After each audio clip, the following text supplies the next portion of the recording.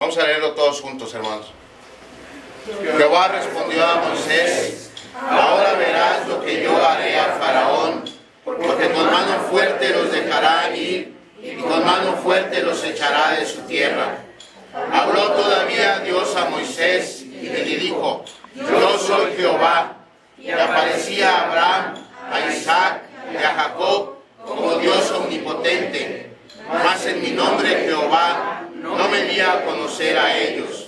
También establecí mi pacto con ellos de darles la tierra de Canaán, la tierra en que fueron forasteros y en la cual habitaron. Asimismo, yo he oído el gemido de los hijos de Israel, a quienes hacen servir los egipcios, y me he acordado de mi pacto. Por tanto, dirás a los hijos de Israel: yo soy Jehová, y yo os sacaré de debajo de las tareas pesadas de Egipto, y os libraré de su servidumbre, y os redimiré con brazo extendido y con juicios grandes. Y os tomaré por mi pueblo, y seré vuestro Dios, y vosotros sabréis que yo soy Jehová vuestro Dios, que os sacó de debajo de las tareas pesadas de Egipto.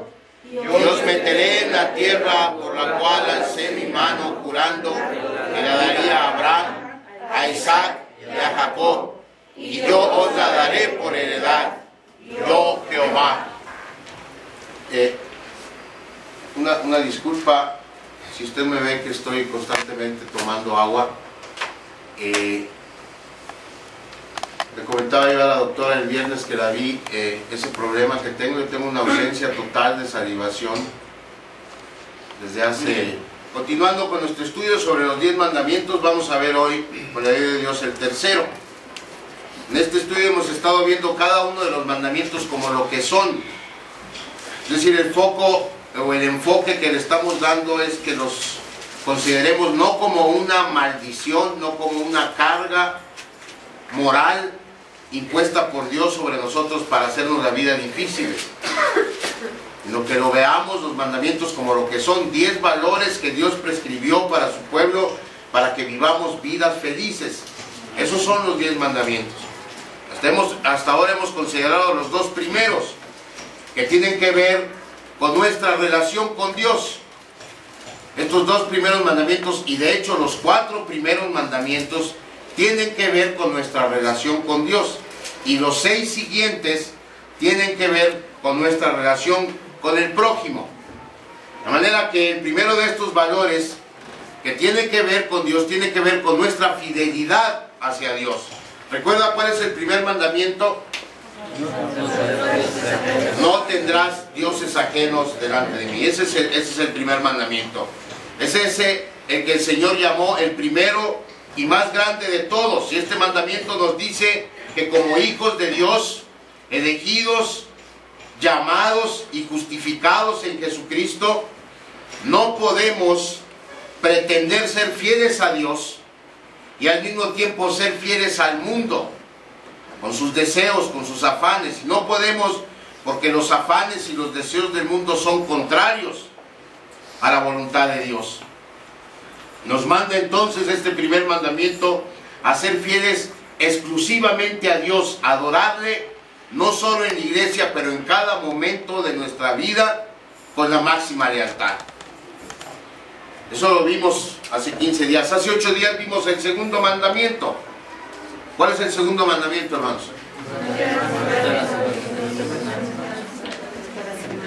Muy bien. Porque usted ha dicho no te harás imagen o no te harás ídolo, se lo doy por buena. Aunque todo el segundo mandamiento está medio largo. No te harás imagen ni ninguna semejanza de lo que esté arriba en el cielo, ni abajo en la tierra, ni en las aguas debajo de la tierra. No te inclinarás a ellas, ni las honrarás, porque yo soy Jehová tu Dios, fuerte y celoso, que visito la maldad de los padres sobre los hijos, hasta la 3ª y 4ª generación de los que me aborrecen, y que hago misericordia a millares, a los que me aman y guardan mis mandamientos. Todo eso es el segundo mandamiento, pero repito, con que usted haya dicho no te harás imagen, ya tiene bien. Y el segundo mandamiento tiene que ver también con nuestra adoración a Dios, pero A diferencia del primero, este segundo mandamiento no tiene que ver con a quién adoramos, pero el cómo. ¿Sí? El segundo mandamiento tiene que ver con el cómo adoramos al único y verdadero Dios. Y la conclusión que sacamos hace 8 días es que existe un solo Dios.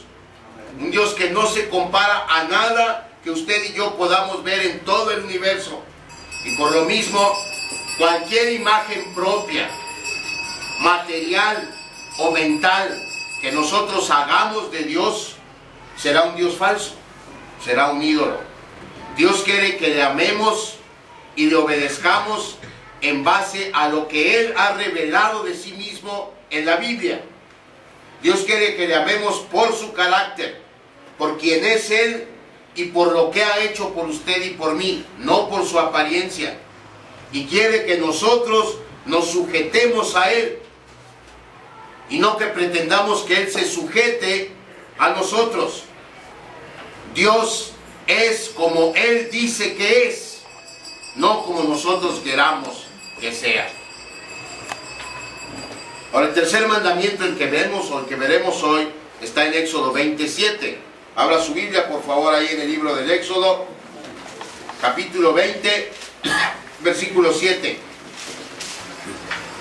Dice así la palabra de Dios: no tomarás el nombre de Jehová tu Dios en vano, porque no dará por inocente Jehová al que tomare su nombre en vano. Este mandamiento nos recuerda una vez más a quién adoramos. El Dios a quien adoramos, hermanos, es un Dios santo y debemos tratarlo como tal. No solo en nuestro hablar, pero en nuestra manera de conducirnos.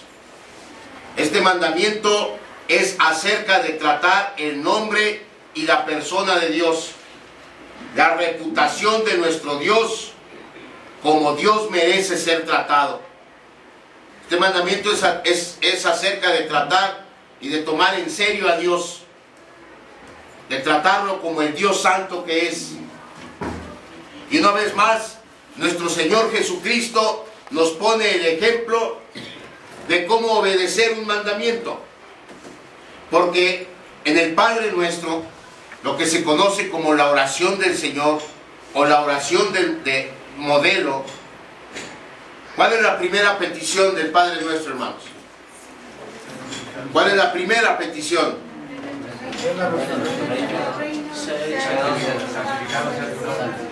Santificado sea tu nombre. Padre Nuestro empieza: Padre Nuestro que estás en los cielos. Ese es a quien estamos orando.